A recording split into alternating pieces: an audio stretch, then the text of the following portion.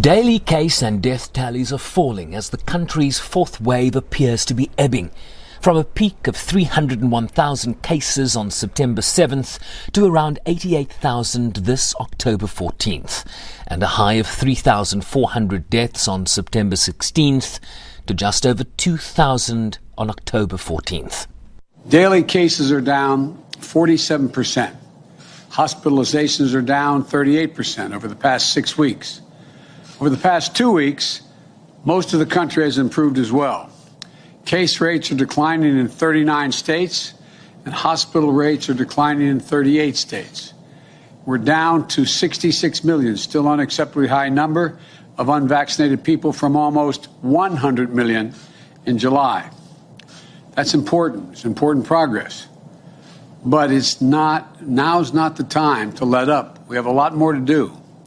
We're in a very critical period as we work to turn the corner on COVID-19.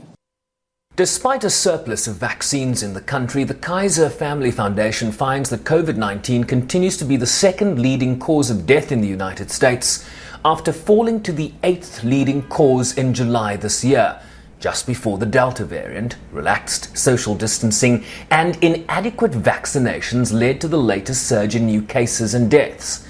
Their analysis also estimates that close to 100,000 COVID-19 related deaths since June could have been prevented with vaccines. The NGO also found that unvaccinated patients cost the US healthcare system almost $6 billion from June through August.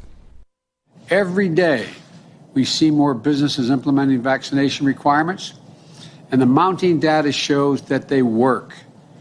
Businesses and organizations that are implementing requirements are seeing their vaccination rates rise by an average of 20% or more to well over 90%, the number of employees vaccinated.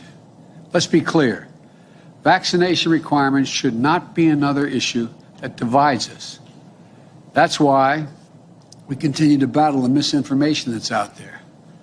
And companies and communities are stepping up as well to combat the misinformation.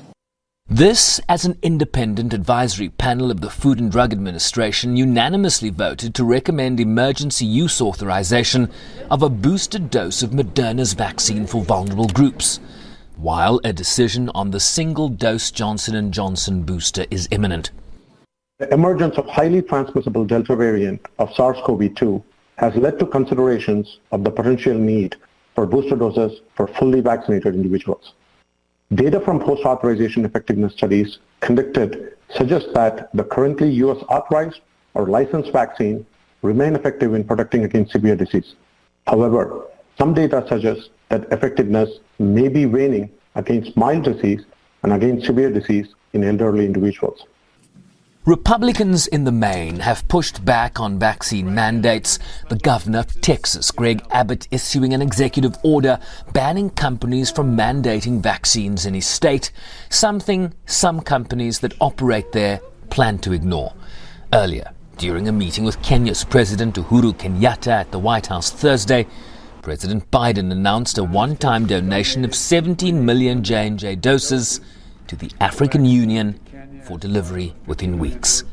Sherwin Briceby's SABC News, New York.